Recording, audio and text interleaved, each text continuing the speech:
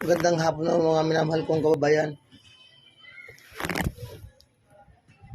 Muli po ang inyong katopakasagi, Gerald Trias Cavite, bumabati sa inyo ng isang magandang hapon na po.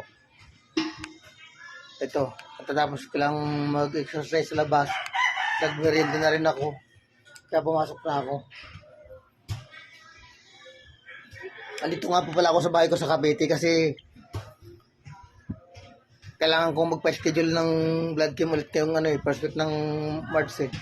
Kaya bumalik muna ako dito sa Cavite. Umuwi muna ako.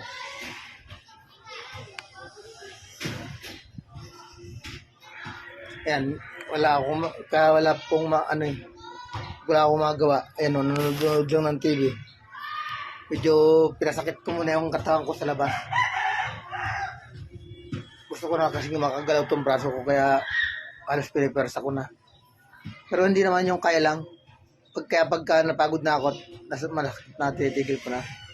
Kaya ito po, pasok na ako sa loob ng bahay niya. Maya magmimerienda naman ako ng cup noodles. Kasi para sa hapon na naman. Yan, ngayon lang po ulit ako nakagawa ng vlog kasi nga po, minsan hindi maganda ang kondisyon ng katawan. Medyo nakakaligtaan ko rin.